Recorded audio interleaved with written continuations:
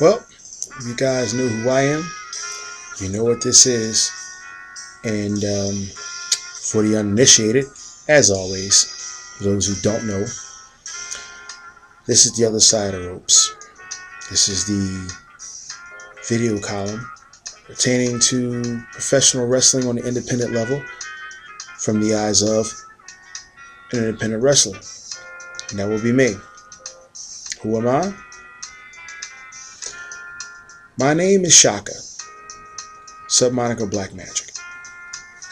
And for anybody who caught the last one, yeah, I'm pretty sure that title probably is catchy enough to throw a few people off. Because I'll be honest, I catch a lot of flack about some of the things I do in the ring, and naturally, a lot of things I say outside of it. Hence, this column. Or maybe not so much flack. But the whole thing is, usually if I do say something to certain people, usually has something to do with whether or not it may gel with their line of thinking. Well, here's the thing, folks. Perception is not reality, and I try not to deal so much with perception. And what I'm getting at, okay, a lot of people that give me the flack are usually people who don't tread where I tread. In other words, the wrestling ring. I've been on this road, I would say, what is this, February now? And yeah, I'm aware of the fact it's Black History Month. I'll get into that later. My point is, people of my ilk tread down a very dangerous, treacherous, lonely road. I say this because quite a few people I've grown up watching and people I've seen when I've come into this journey and just prior to are no longer here. That's just how dangerous it is. And a lot of people discredit what we do. Now, on a mainstream, aka the WWE. Now, I don't mention TNA so much. I mean, it's mid-tier, but it is what it is. My problem here is the diluted form that it puts out. Not so much the people within it.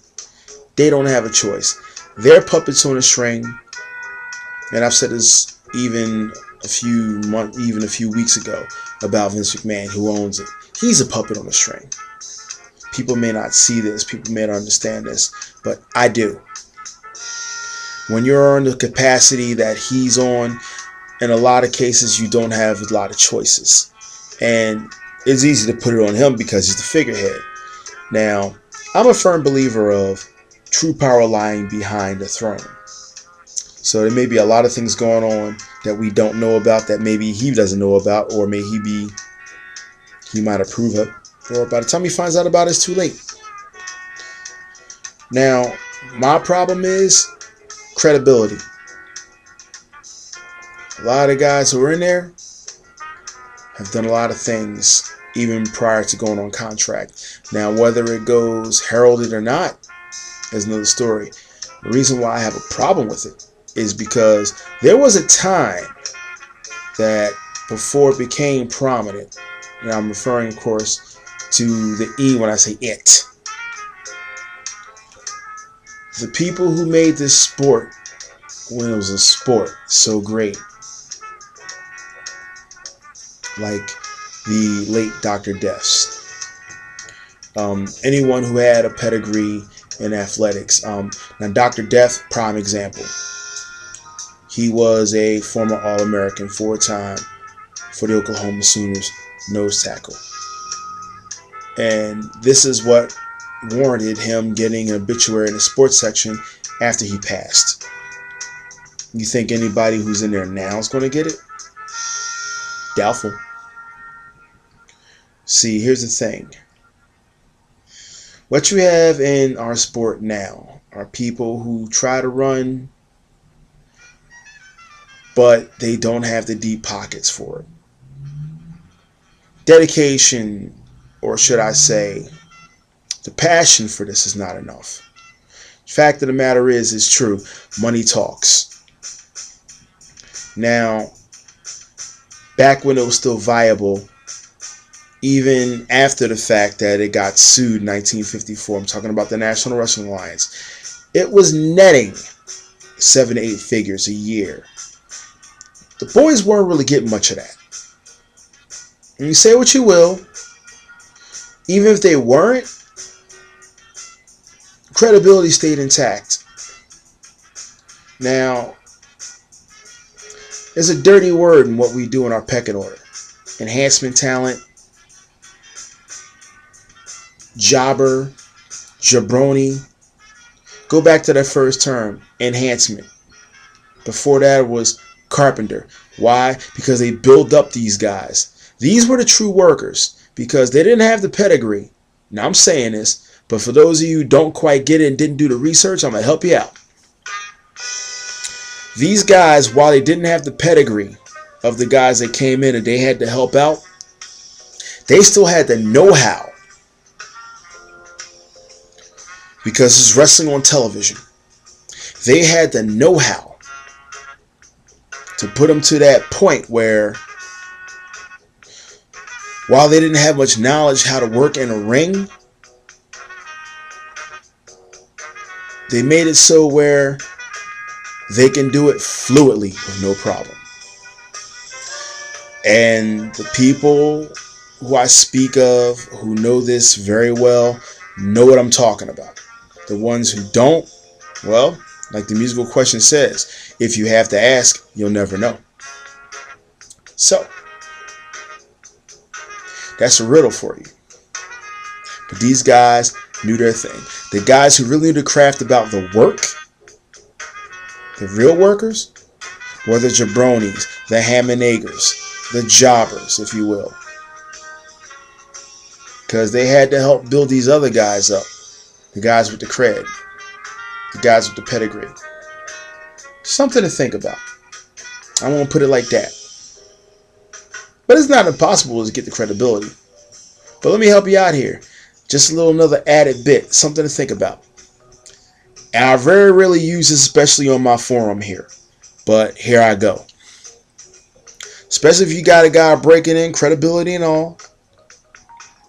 Had the whole thing, former amateur this or collegiate that, didn't matter. And he's coming in and he's a face.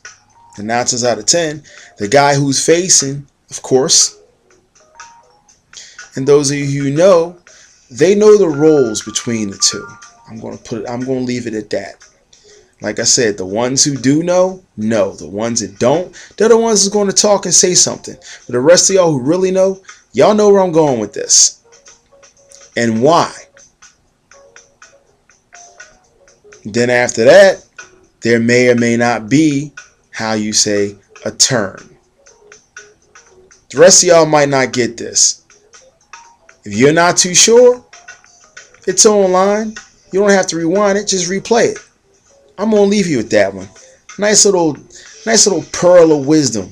Now, I know if I get called on it, so to speak, there'll be pearls before swine. But hey, you know what? What else hasn't been said that ain't been said before? But I threw it out there. So there it is. So on that point, and on that note,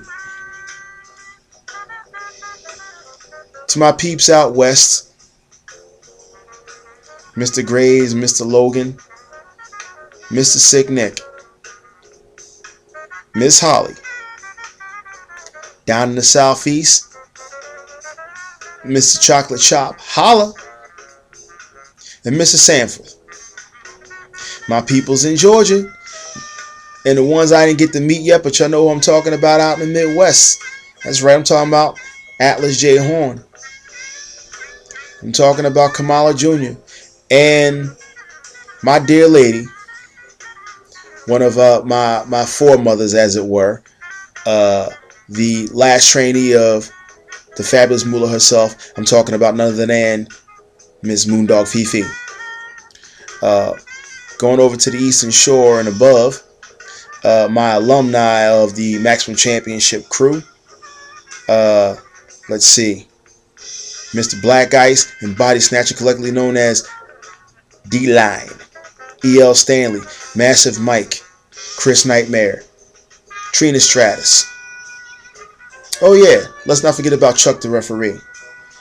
My peeps over in Power Pro Wrestling. My peeps over in Jersey. Of course, I'm talking about the Mid-Atlantic Wrestling Alliance, including the Risky Business Inc. Devastation Incorporated, including Blackheart, the Vampires. The 215 and 212 Empire.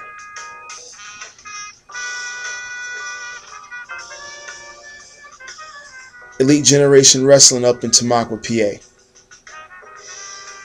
And my peeps up above in New York State.